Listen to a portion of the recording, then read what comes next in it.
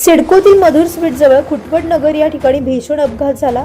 यामध्ये एका मुलीचा जागीच मृत्यू झाला असून डंपरने काही वाहनांना उडवले। या ठिकाणी मोठ्या प्रमाणात गर्दी जमा झाली असून पोलीस देखील घटनास्थळी दाखल झाले।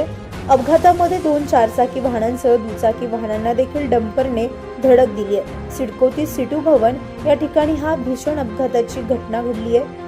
डंपर मधील चालकाचे नियंत्रण सुटल्याने अनेक वाहनांना धडक दिली आहे। अपघाताच्या घटनास्थळी व्हीजेएनटी ब जिल्हाध्यक्ष ललित बाविस्कर यांनी घटनास्थळी येऊन पाहणी करत मृतांच्या नातेवाईकांना धीर दिला।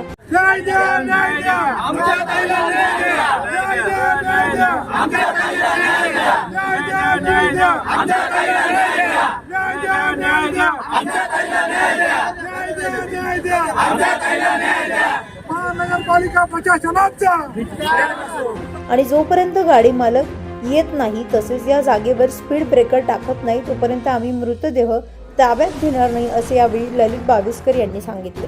इथे जोपर्यंत गाडी मालक येत नाही तोपर्यंत आम्ही इथून बॉडी हलवू देणार नाही, हा आमचा ठाम इशारा आहे। तुमची नेमकी प्रमुख मागणी काय आहे?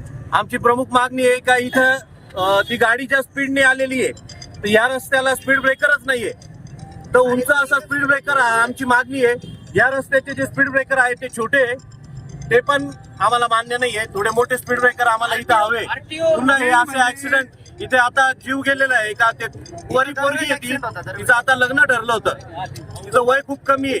आज त्या परिवारावरती जे दुःख आलेलं आहे त्याची भरपाई कोण करून देणार आहे? तसेच स्थानिक नागरिकांनी एकत्रित येत प्रशासनाला विचारण्याचा प्रयत्न केला।